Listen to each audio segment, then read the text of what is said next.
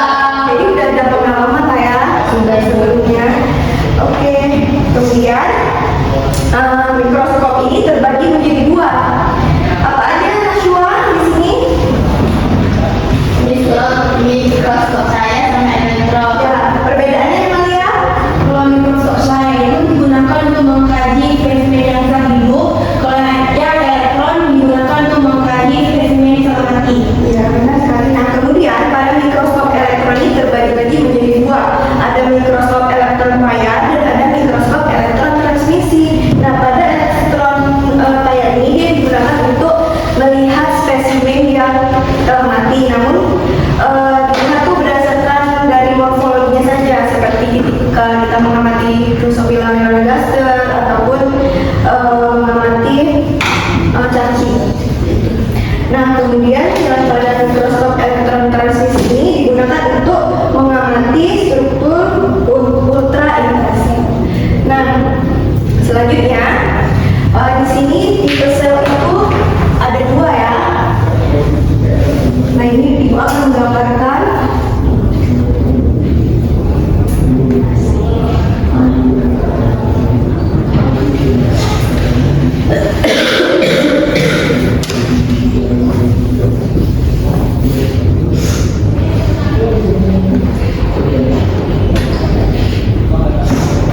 Nah, kalau boleh tahu, ini tipe sel apa dan ini tipe sel apa?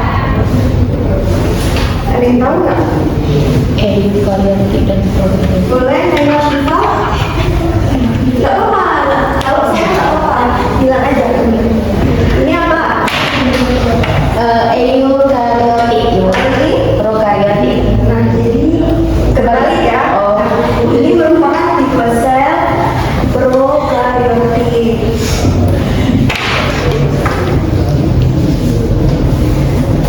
Nah, sedangkan ini tipe sel eukariotik.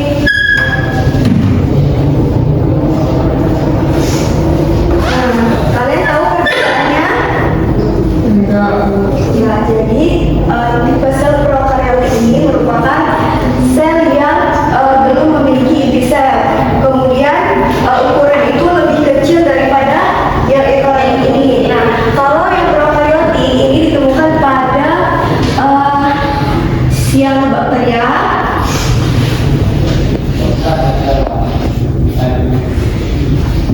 Ada Archaeobacteria.